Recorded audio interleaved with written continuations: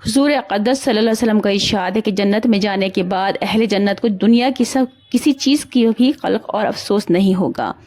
بجھ اس گھڑی کے جو دنیا میں اللہ کے ذکر کے بغیر گزر گئی ہو۔ جنت میں جانے کے بعد جب یہ منظر سامنے ہوگا، ایک دفعہ اس پاک نام کو لینے کا اجر و ثواب کتنا زیادہ مقدار میں ہے کہ پہاڑوں کے برابر مل رہا ہے، تو اس وقت اس اپنی کمائی کے نقصان پر جس قدر بھی افسوس ہوگا ظاہر ہے۔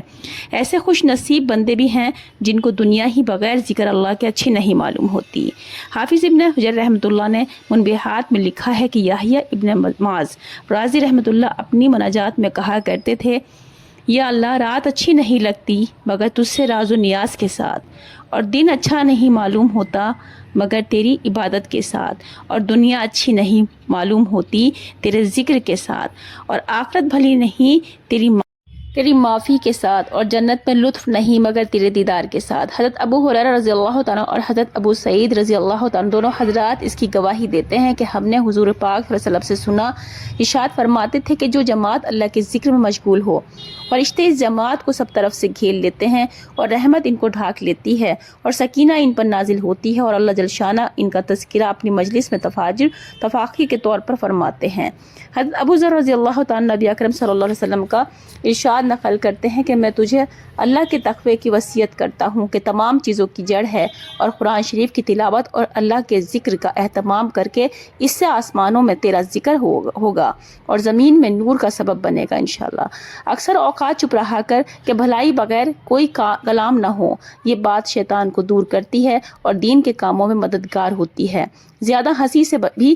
بچتا رہے کہ اس سے دل مردہ ہو جاتا ہے اور چہرے کا نور جاتا رہتا ہے۔ جہاد کرتے رہنا کہ میری امت کی فقیری یہی ہے، مسکینوں سے محبت رکھنا، ان کے پاس اکثر بیٹھے رہنا، اور اپنے سے کم حیثیت لوگوں پر نگاہ رکھنا اور اپنے سے اونچے لوگوں پر نگاہ نہ کرنا، کہ اس سے اللہ کی ان نعمتوں کی ناقدری پیدا ہوتی ہے جو اللہ نے تجھے عطا فرمائی ہے۔ قرابت والوں سے تعلقات جوڑنے کی فکر رکھنا، وہ اگرچہ تجھ سے تعلقات توڑ دیں۔ حق بات کہنے میں تردد نہ کرنا، گو کسی کو کڑوی لگے۔ اللہ کے معاملے میں کسی کی ملامت کی پرواہ نہ کرنا، تجھے اپنی عیب بینی دوسروں کے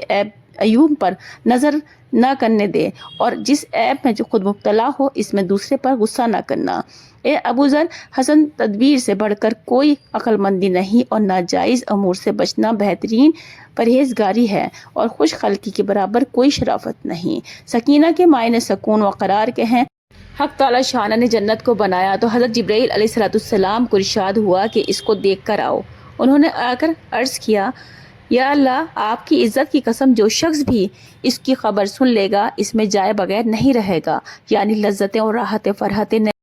اس میں رکھی گئی ہیں، ان کے سننے اور یقین آ جانے کے بعد کون ہوگا جو اس میں جانے کی انتہائی کوشش نہ کرے گا۔ اس کے بعد حق تعالی شانہ نے اس کو مشقتوں سے ڈھانک دیا کہ نمازیں پڑھنا، روزے رکھنا، جہاد کرنا، حج کرنا وغیرہ وغیرہ اس پر سوار کر دیے گئے کہ ان کو بجا لاؤ تو جنت میں جاؤ۔ پھر حضرت جبرائیل علیہ السلام کو ارشاد ہوا کہ اب دیکھو، انہوں نے عرض کیا کہ اب تو یا اللہ مجھے یہ اندیشہ ہے کہ کوئی اس میں جا ہی نہ سکے گا۔ اسی طرح جب جہنم کو بنایا تو حضرت جبرائیل علیہ السلام کو اس کے دیکھنے کا حکم ہوا۔ وہاں کے عذاب، وہاں کے مصائب، گندگیاں اور تکلیفیں دیکھ کر انہوں نے عرض کیا کہ یا اللہ آپ کی عزت کی قسم، جو شخص اس کے حالات سن لے گا کبھی بھی اس کے پاس نہ جائے گا۔ حق سبحانہ و تقدس نے دنیا کی لذتوں سے اس کو ڈھانک دیا کہ زنا کرنا، شراب پینا، ظلم کرنا، احکام پر عمل نہ کرنا وغیرہ وغیرہ کا پردہ اس پر ڈال دیا گیا۔ پھر ارشاد ہوا کہ اب دیکھو، انہوں نے عرض کیا کہ یا اللہ اب تو مجھے اندیشہ ہو گیا کہ شاید ہی کوئی اس سے بچے۔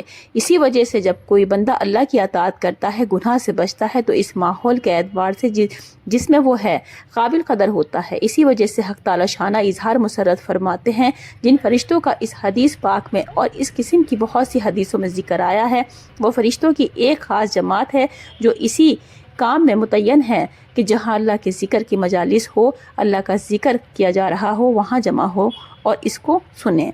چنانچہ ایک حدیث میں ارشاد ہے کہ فرشتوں کی ایک جماعت